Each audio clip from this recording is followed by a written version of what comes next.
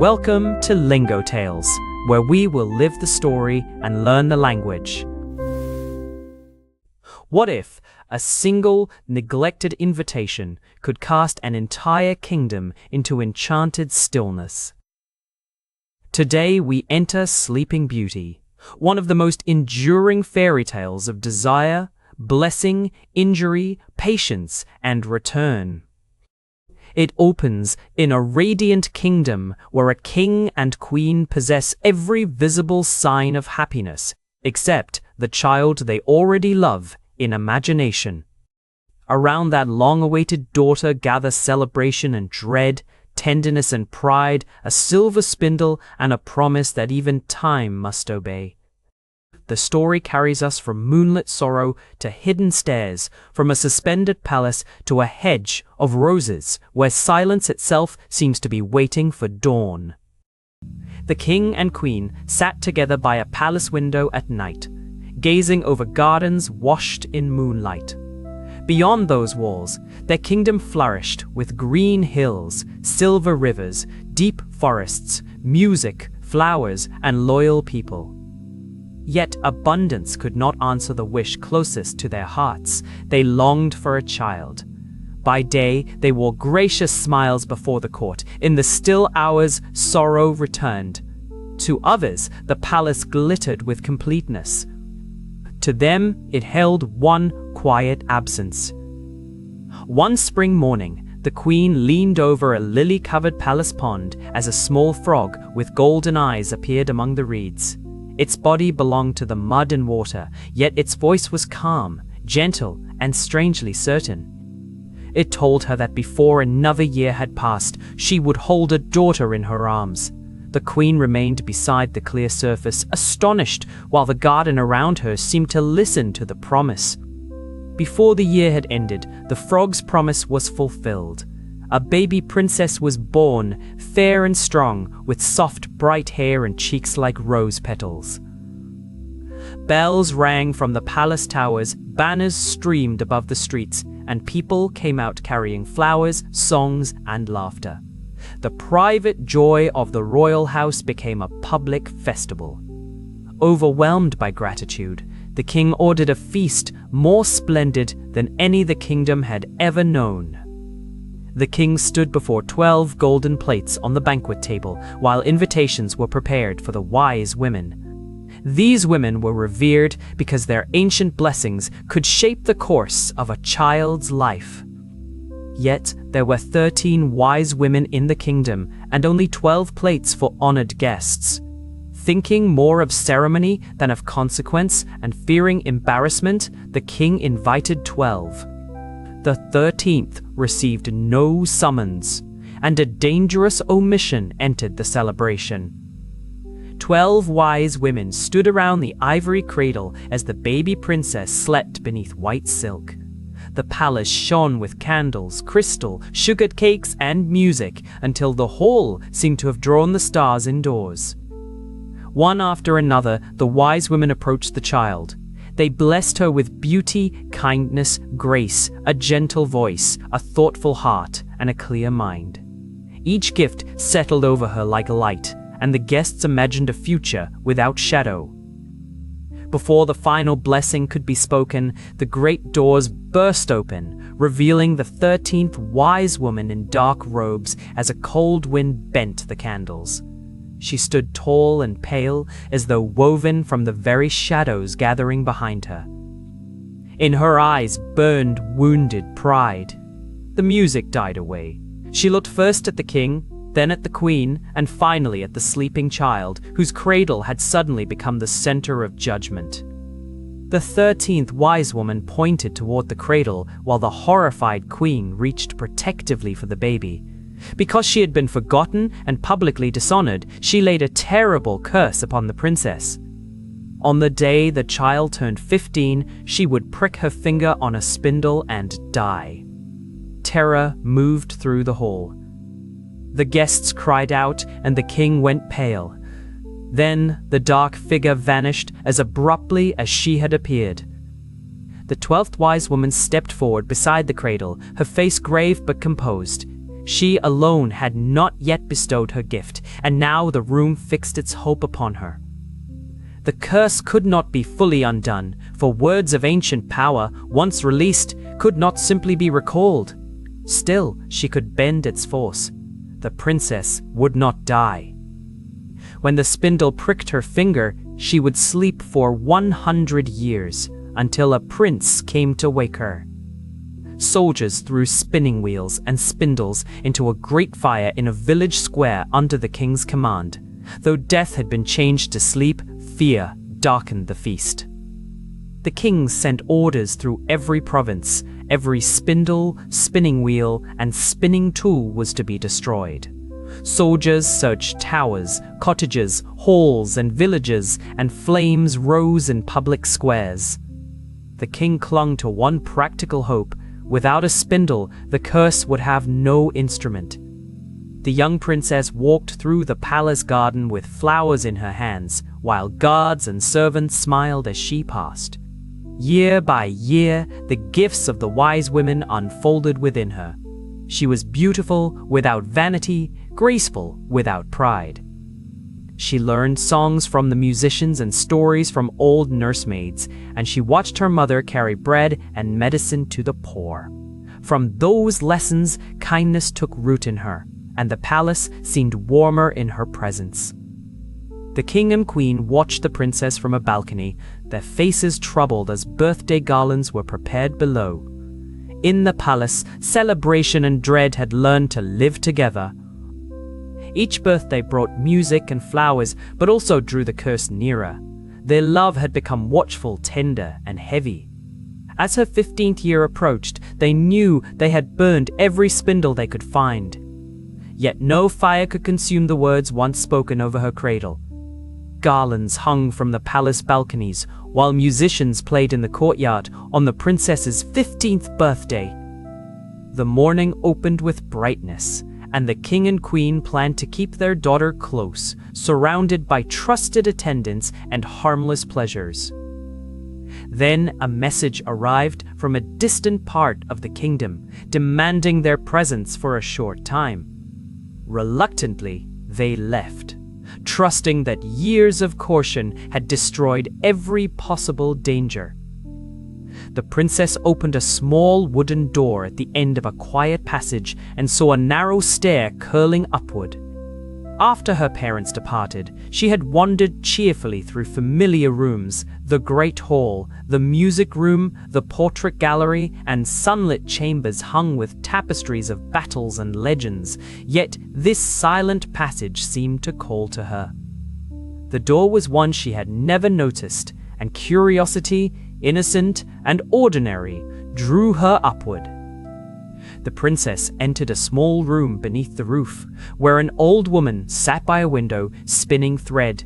Dust lay on the stair behind her, and the air held the dry scent of stone and lavender.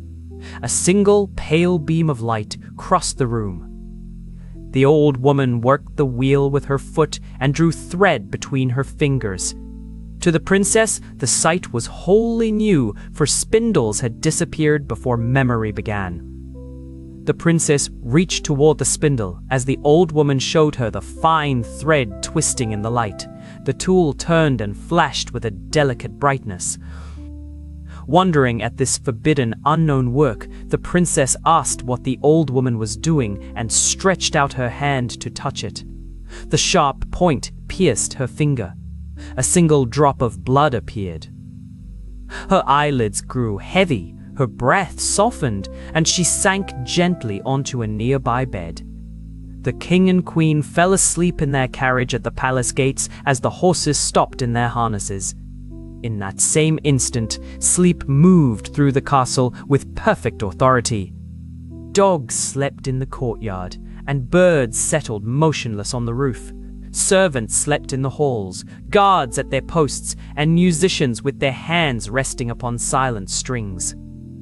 The whole palace paused, as if time itself had received a quiet command. A garden fountain stood frozen, its drops of water hanging like glass beads in the air. On the hearth, the fire ceased to flicker, though it did not die. In the kitchens, unfinished dishes waited beside sleeping cooks. Across chambers and corridors, each life remained precisely where the spell had found it. High in the tower room, the princess slept peacefully on the bed, untouched by age, while silence folded itself around the castle. Young thorn branches began climbing over the palace gates and wrapping around the castle walls. What began as a thin tangle soon rose higher and thicker, year after year, until the towers vanished behind a living barricade of briars. Birds nested among the branches, foxes slipped beneath them, and every spring, pale wild roses opened among the thorns. The hedge both protected and concealed the sleeping world within. A group of villagers gathered near the forest as an old storyteller pointed toward the hidden castle beyond the thorns. While the palace slept, the kingdom altered around it. Children became old, villages grew into towns, roads shifted, and forests spread. Memory thinned into legend. People spoke of a palace where a princess slept beneath an ancient spell. They called her Briar Rose because the hedge flowered so beautifully, and many princes came searching for the towers behind it. A prince stood before the iron-thick thorn hedge, while dark branches twisted across his path. Those who came before the 100 years had ended could glimpse the towers faintly and imagine glory, love, and wonder waiting beyond. But the hedge would not yield, its branches locked together with the hardness of iron. Some princes turned back in fear, others forced themselves forward and were caught. The tale darkened, and for a long time, courage did not bring anyone closer. A young prince listened in a village as an old man told him about Briar Rose and the hidden sleeping castle. The 100th year was drawing to its close. The old man warned him that many had tried to enter and failed. The prince listened without boasting. He was brave, but not reckless, curious, but not proud. What stirred in him was not ambition, but an unexpected tenderness for the princess and the kingdom held in silence. The prince stood before the thorn hedge as white and pink wild roses bloomed and the branches parted. He had ridden through the quiet forest that morning between tall trees and deep shade. Now the 100 years had passed. The thorns did not tighten, tear, or strike. Instead, the air filled with sweetness, and the hedge opened as softly as curtains drawn aside. The prince entered through a passage made not of danger, but of flowers. The prince walked across the silent courtyard, past sleeping horses, curled dogs, and guards at the doors. Behind him, the hedge closed again without malice. Before him, the palace stood in golden light, preserved rather than ruined. Inside, servants slept peacefully, cooks rested beside untouched meals, and musicians leaned above silent instruments. The stillness was not death-like. It had the charged quiet of a breath held through a century. The prince knelt beside the sleeping princess in the pale tower room and gently kissed her. He had climbed the stone stairs with softened footsteps and opened the little door beneath the roof. There she lay in the thin light, as lovely as rumor had promised. Yet beauty was not what moved him most. It was the still peace and faint sadness in her face. When he kissed her, the princess opened her eyes. The fountain splashed back into motion as people and animals throughout the palace began to wake. The first thing the princess saw was the prince, though to her only a moment had passed since the spindle touched her finger. The spell broke like dawn spreading over the land. Horses shook their manes, dogs barked, and birds lifted from the roof. In the carriage, the king opened his eyes, and the queen stirred beside him, remembering their daughter. The king and queen embraced the awakened princess in the tower, while the prince stood nearby. Throughout the palace, astonishment gave way to joy and tears. Servants woke in the halls, cooks returned from sleep to half-made dishes, and musicians touched their instruments as music rose again. The king and queen hurried upward and found their daughter alive, awake, and standing beside the prince. They held her fiercely, and the sorrow of years, even of a century, dissolved. The thorn hedge opened wide as people gathered outside the revived castle, and bells rang from the towers. News traveled across the land that Briar Rose had awakened. Villagers and townspeople came to see the palace that had stepped out of legend and back into life. Footsteps sounded in old halls, windows opened to the sun, and the gardens bloomed more richly than before. In time, the princess and the prince were married in a feast filled with gratitude. Sleeping. Beauty ends not with conquest, but with awakening. The curse brings fear, silence, and a long suspension of ordinary life, yet it never gains the final word. Time passes, thorns grow, memory changes shape, and still the promise remains intact. When the appointed morning arrives, the hedge becomes roses, the castle breathes again, and a life presumed lost resumes its course. For language learners, the tale leaves vivid images that are easy to carry: a wish, a warning, a hidden stare, a sleeping palace, and roses opening after many years. Thank you for listening, and may the next story meet you gently. You can find the learning materials for this story, along with many more stories, on our website at lingotales.app. If you enjoyed this video, please give it a like and share it with others. And if Lingotales is helpful for your learning journey, consider subscribing so you can stay connected with our latest videos. Thank you for watching, and see you next time.